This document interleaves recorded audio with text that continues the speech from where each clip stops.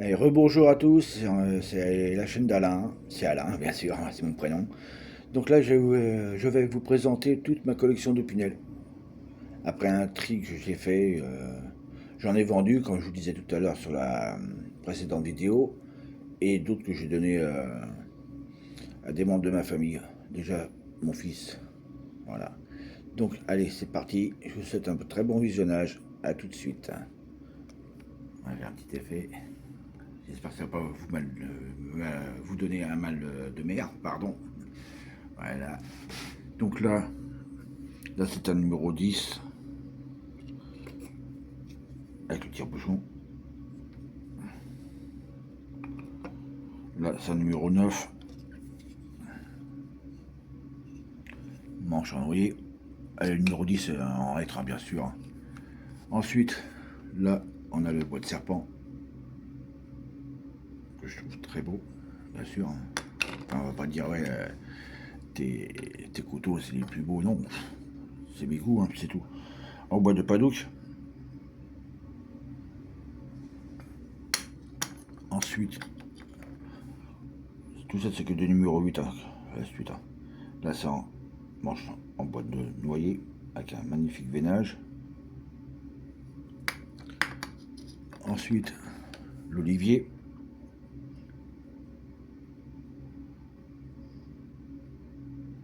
Qui est très beau aussi. Là, manche en chêne. Celui-ci, bah, c'est un couteau que apprécie beaucoup mon ami Jean-Luc.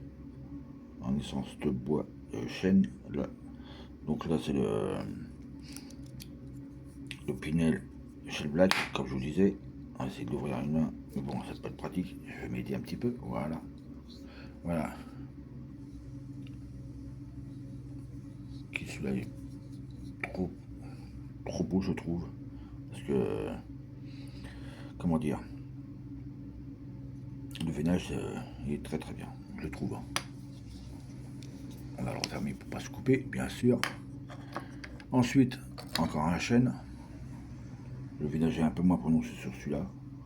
Et c'est que des lames inox. Hein. J'ai quelques-uns en lame carbone, mais bon, il n'y en a pas beaucoup. Il y a encore un chêne, bah, celui-là c'est le rustique, un custom que j'avais fait. Au départ, je l'avais peint en noir un petit peu, je l'ai frotté, puis voilà ce que ça donne. Bien sûr, j'ai mis du vernis dessus. On va passer à ceux-là.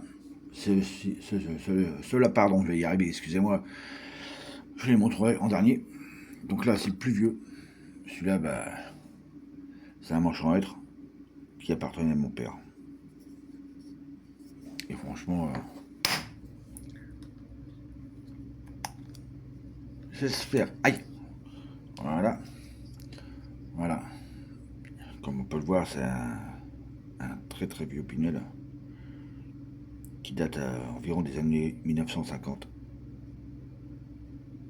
Voilà. On va le refermer. Et celui-là, bah, j'adore celui-là. Ça, c'est un vieux aussi. Je sais pas si je pourrais l'ouvrir avec les anciennes viroles, bien sûr. Voilà. Vous voyez les différences du marquage. On ferme. Voilà, c'est un custom que j'avais acheté sur internet avec la rose des vents. Ça a été pyrographé, je pense, ou fait au laser, je sais pas. Là, c'est un manche en hêtre, classique. Qui, ma foi, lui, je suis tombé dessus à tout hasard, avec un peinage prononcé pour être. Là, c'est des baroudeurs numéro 7. Un vert anis et un bleu cyan. Là, c'est le manche en buis, motif étoile. Jean-Luc, lui, il a le même, mais en empreinte d'animaux. C'est moi qui lui ai offert. Là, un petit custom que je me suis amusé à faire. Peint de couleur bronze et verni.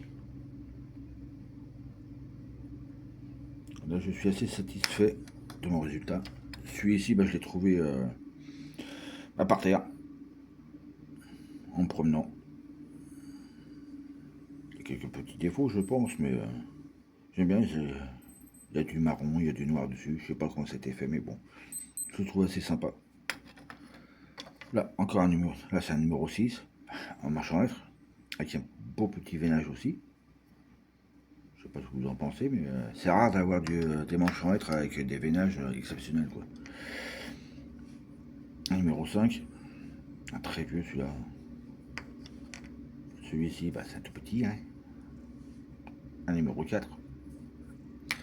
Ensuite, là, on va trouver mon opinel de outdoor numéro 8. J'ai modifié la lame parce que la lame, j'ai eu des problèmes avec la lame d'origine.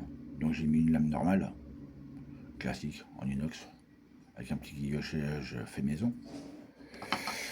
Là, c'est deux baroudeurs numéro 8, bleu et vert. Là, c'est encore des manches en chaîne avec des gravures que j'aime bien. Là, c'est les poissons. C'est le chamois. Le boutin et chamois. Et tout ça, c'est des chaînes. Là, c'est du hêtre. Voilà, il l'appelle le randonneur. Ensuite, un billon que je garde, celui-là, je le garde pour manger. Voilà. Juste beau aussi, celui-là. Hein. Là, c'est encore un autre billon. Je l'appelle le twister parce qu'on dirait une tornade, là, avec la poussière qui va derrière. C'est imaginaire, peut-être, mais bon, voilà. Là, c'est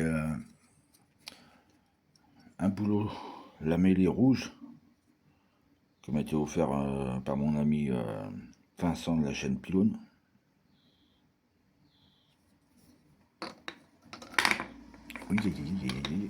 Et on va retirer pour finir, bien sûr, sur les billons que je vous ai présentés auparavant. Voilà, voilà ma petite collection du Pinel.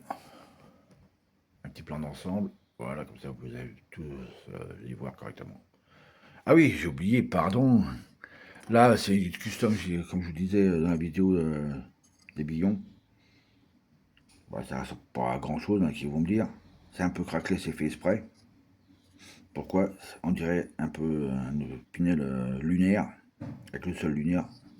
Et je lui ai mis, bien sûr, une lame avec Tintin, objectif lune. Ah, c'est une petite idée comme ça, c'est tout, hein, voilà.